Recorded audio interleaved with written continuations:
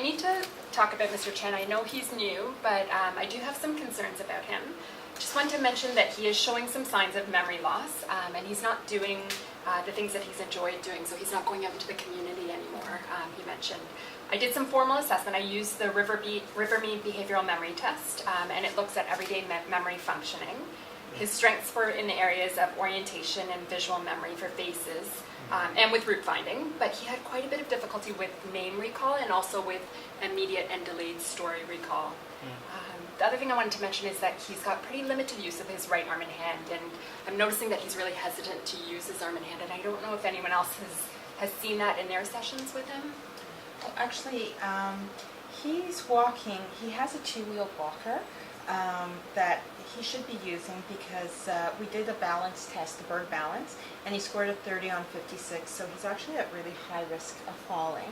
When I explained the results to him and the risks and talked about using the walker, he said that he doesn't like to use it. I'm not really sure why. I don't know if it's related to his right hand. Okay. I have to investigate that a little bit more. I'm actually not 100% sure if it's his walker or not, so I think we need to follow up with the family on that and also to see if it's the best thing for him.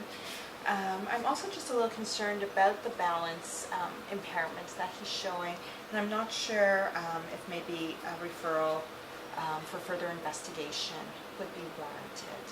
Well, I think that's important. And the other issue with the balance is, I'm not sure whether the rest of the team has noticed, he really has a strong smell of urine. And one of his problems is he doesn't really realize that he's wet.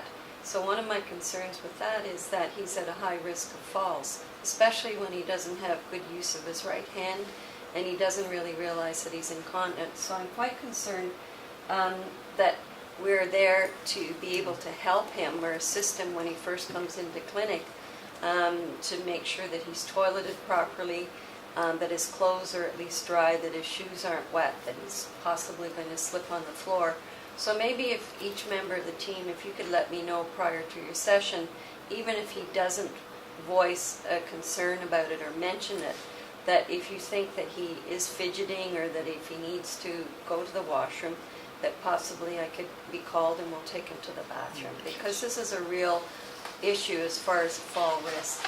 The other thing I'd like to do is possibly have a referral put into Dr. T and see if he has any other urological issues that maybe we have to look at further down the road. So is everybody in agreement with that? Yeah, That maybe that's we could do perfect. that and it might make things go a little easier with the smell of urine. Well, I know he likes his coffee, and now that I come to think about it, the other day in my session he was having some difficulty with his right hand holding the cup of coffee, so that might be something that's good to know for you.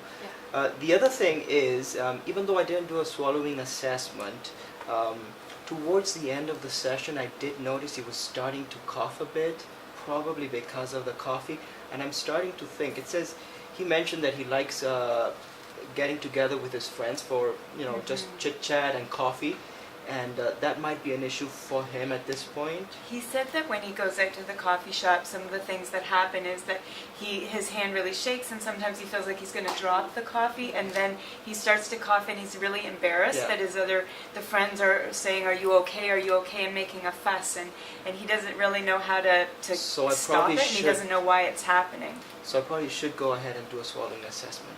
Yeah. I think so, especially since we're asking Dr. T to investigate further. It would be good to have that information. Sure.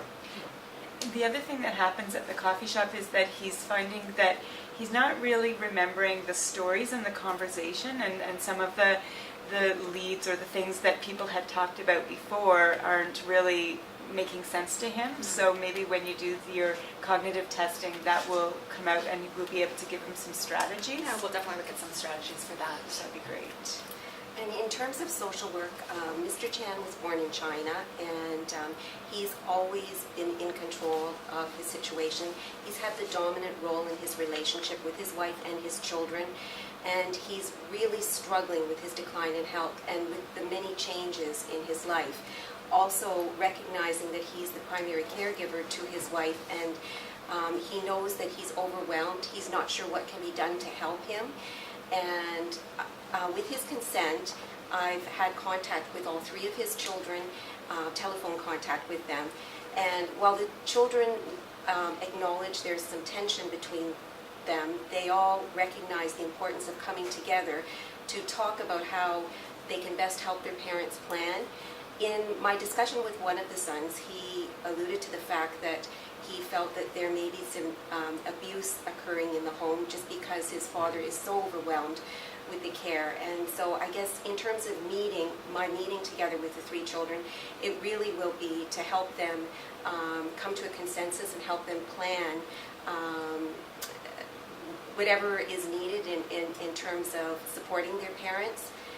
And I guess following that, it would be really helpful to have a care team meeting. We're all really concerned. There's been so many different areas that we've all identified here, and certainly the family would benefit greatly. Mr. Chan and his wife would benefit greatly from everyone coming together with their suggestions and recommendations.